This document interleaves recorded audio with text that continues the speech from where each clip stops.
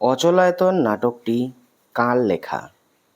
অচলায়তন নাটকটি রবীন্দ্রনাথ ঠাকুরের লেখা। অচলায়তন নাটকটি কাকে উৎসর্গ করা হয়েছে?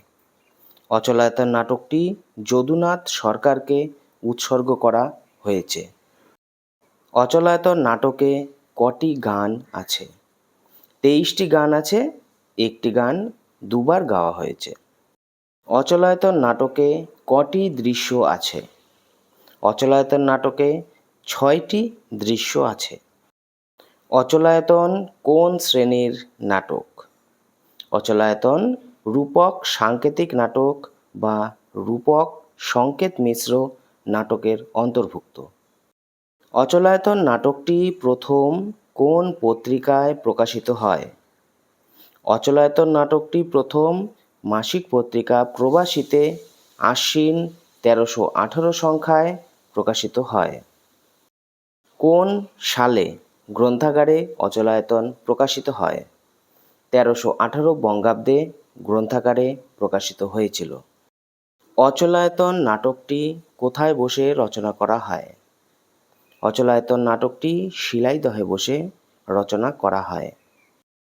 বাংলা সাহিত্যে প্রথম ট্র্যাজেডি নাটক কোনটি?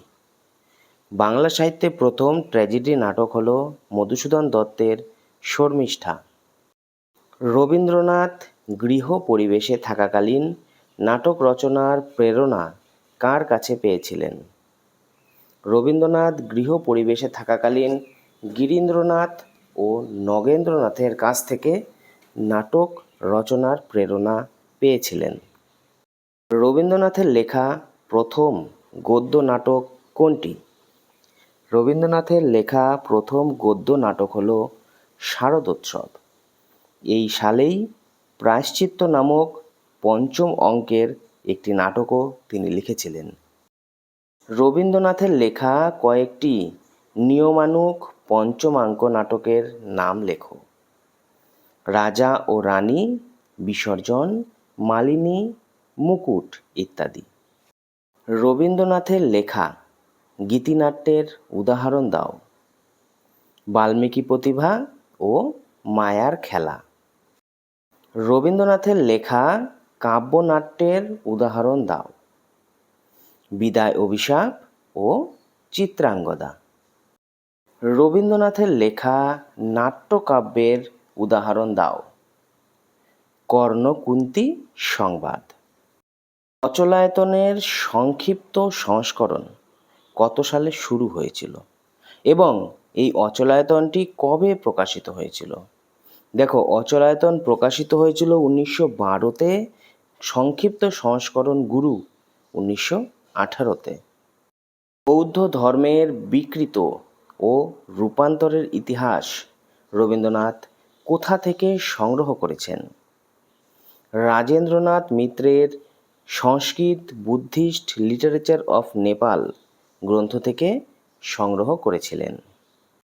রবীন্দ্রনাথ কাকে অন্তরের মধ্যে সর্বশ্রেষ্ঠ মানব বলে উপলব্ধি করতেন?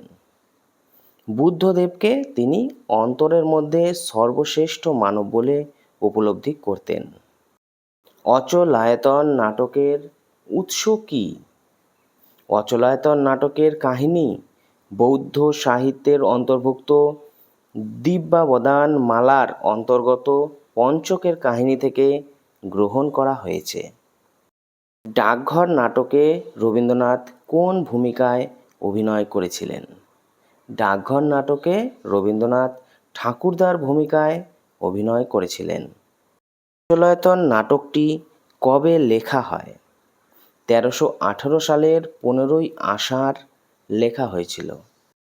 অচলায়তন নাটকটি কোন ঋতুতে লেখা? অচলায়তন নাটকটি বর্ষা ঋতুতে লেখা। কে প্রথম অচলায়তন নাটকের সমালোচনা করেছিলেন?